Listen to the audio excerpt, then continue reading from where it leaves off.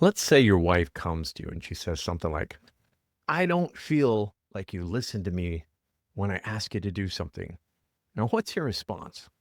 For me, in the past, I would respond with defensiveness. I would list on all of the ways in which I do listen to her, or maybe I would call her out and say something like, well, I don't feel like you listen to me either. And the result would be an escalation in the conflict. And it doesn't really matter if you think you're just clarifying the facts or correcting a misunderstanding or standing up for yourself. The moment you slip into defensiveness, you're not protecting the relationship, you're protecting your ego. And when that happens, connection breaks. And once the connection is broken, the conversation stops being about understanding and starts being about survival. And I've seen it play out over and over again, sitting with couples in my office and heated conversations between friends, and yes, even in my own marriage. It's in that moment when the temperature in the room rises, we reach out for armor. Now, let's talk about what defensiveness actually feels like. You know, the moment when someone says, you never listen to me, or that hurt my feelings, or maybe you were out of line. Your body reacts before your brain can even catch up. Your shoulders tighten, your jaw gets set tight, your breathing gets shallow, and somewhere in your mind, you start preparing your case. You dig up the evidence from the past. You line up your counterpoints. You mentally grab the gavel because you're about to judge, jury, and be the defense attorney in your own trial. Defensiveness makes sense, and most of us have learned early on that when we're accused, or even if we just feel like we're being accused, then we have to protect ourselves. We think that if I don't defend, I'm going to lose my ground. I'm going to look guilty. Or if I don't defend, I'm going to lose ground. Maybe I'm going to look guilty, or I'm going to be taken advantage of. But here's the truth, man. Defensiveness doesn't resolve the issue. It escalates it. And it shifts the conversation from how can we understand each other, who's right and who's wrong. And when the scoreboard goes up, connection goes down. Now, I want you to imagine, same situation. Someone says, you never listen to me. Instead of snapping back with, that's not true, you take a break. You take a breath and you say, tell me more about how you see that. Do you see the difference? Curiosity leans in. Curiosity says, I'm not here to prove you wrong. I'm here to understand you. It's the opposite of self-protection. It's relationship protection. And here's the key. The antidote to defensiveness is curiosity. When you get curious, you stop defending and you start seeking to understand. What is their experience? What is their perception about what's happening? What's the emotion that they're feeling? It's not about being right or wrong. It's about understanding the other person's experience. And it's a skill that we call empathy, putting yourself in the other person's shoes and then responding from that feeling. Now, here's the paradox. When you go first and offering the kind of space, most of the time, the other person will offer it back. When they stop defending and they start listening, the tension in the room drops almost instantly. This doesn't mean you're going to be agreeing to everything that's been said, and it doesn't mean you're going to be taking the blame for something you didn't do. It means you're creating a safe enough space for both perspectives to be heard.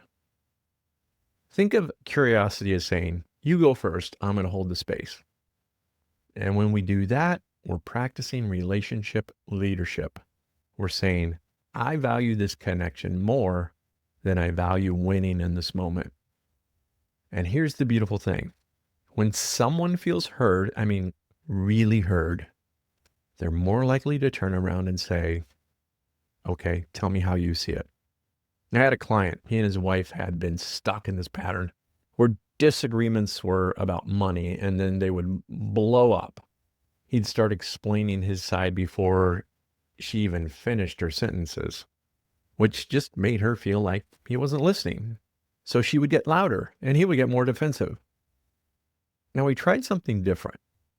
I gave him one rule. She talks first without interruption, and his only job was to ask questions until she felt completely heard. Now, the first time he did it, he told me this afterwards. He said, Chuck, it was like talking to a different person.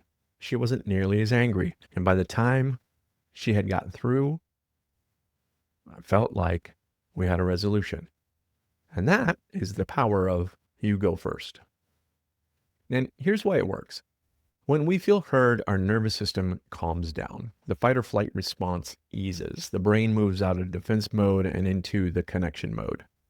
And at that state, that's when we can actually process someone else's point of view without feeling like it's an attack. Curiosity works because it's disarming.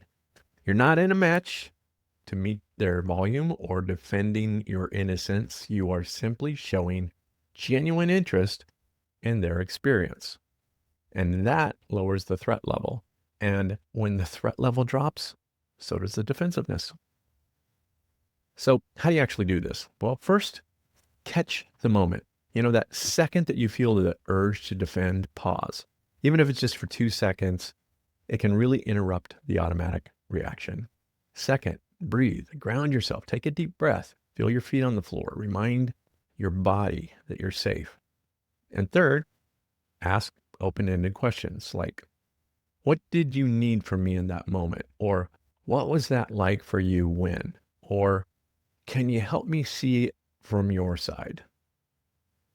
Fourth, you want to reflect back what you heard before you share your side. And this is huge, and this is the bridge that makes them ready to hear you. My wife and I had a conversation not long ago where she felt like I wasn't listening to her when she asked me to do something. My instinct, like I said, defend. That's not fair. I do things for you all the time. In fact, I do more for you than you do for me. And you don't know the kind of stress I've been under and how I'm trying to hold everything together. And your little requests, yeah, it's not that important right now. But I caught myself. I took a breath. I said, can you tell me more? She told me she felt disconnected when I didn't follow through with the things that she asked me to do because she didn't feel like she was important. And by listening first and learning what she needed, what I learned was she didn't need my explanation. What she needed was for me to engage in those moments. And because I didn't start defending myself, we got to a solution. And guess what? The next time she asked me to do something, I was more attentive because I recognized that if she asked me to do something and I don't do it, she doesn't feel heard. And if she doesn't feel heard, she doesn't feel connected. And if she doesn't feel connected, then she's going to feel upset. Now, here's a hard truth. Defensiveness, it's always about your ego. And curiosity is always about connection. And if you care about the relationship, your marriage, your friendship, your work team, the connection is worth more than This is the mindset shift. It's deciding that being understood starts with understanding. That you can hold your truth and your boundaries without shutting someone else down. It's a choice that you can make. And it's a choice you can make every time the heat rises. So here's my challenge to you this week. When someone comes to you with criticism, a complaint, a frustration, notice your body's reaction. Feel the urge to defend, then pause and ask this question. Yet curious. All you have to say is, tell me more. Because when you trade defensiveness for curiosity, you don't just avoid fights, you create a deeper understanding. And it's in that deeper understanding where your relationship grows. Now remember, defensiveness protects your ego and curiosity protects your connection. And every time you choose connection over ego, you're building the kind of relationship that lasts.